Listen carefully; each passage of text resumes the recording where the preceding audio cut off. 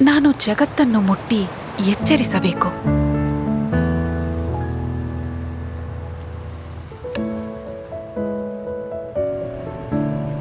ನನ್ನ ಸ್ಪರ್ಶಕ್ಕೆ ಜಗತ್ತು ಸ್ಪಂದಿಸಬೇಕು.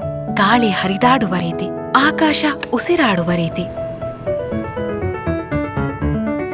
ಕೆಲವು ಚಲನೆಗಳಿಗೆ ತನ್ನದೇ ಆದ ಸೌಂದರ್ಯವಿದೆ, ನಿಶ್ಶಬ್ದ ಗಾಂಭೀರ್ಯವಿದೆ. ನನ್ನ ಸ್ಪರ್ಶವು ಸೌಂದರ್ಯ ಮತ್ತು ಸಂಸ್ಕೃತಿಯನ್ನ ಸೃಷ್ಟಿಸಲಿ. ನನ್ನ ಸುತ್ತಲೂ ಕಲೆ ಇರಬೇಕು, ಘನತೆಯ ವಿನೂತನವಾದ ಶಾಶ್ವತ ಕಲೆ. ನನ್ನ ಸ್ಪರ್ಶದಿಂದ ಎಲ್ಲವೂ ಜೀವಂತವಾಗಬೇಕು. ನನ್ನತ್ತ ನೋಡುತ್ತಿರುವ ಜಗತ್ತು ನನ್ನ ಬೆರಳ ತುದಿಯಲ್ಲಿ. ಯಾಕಂದ್ರೆ ಜಗತ್ತು ನಿಮ್ಮ ಸ್ಪರ್ಶಕ್ಕೆ ಸ್ಪಂದಿಸುವಾಗ ನೀವು ಜಗತ್ತನ್ನೇ ಮುನ್ನಡೆಸುತ್ತೀರಾ. ಫೈಬ್ರೋಸ್ ಸ್ವಿಚ್ ಆನ್ ಲೈಫ್.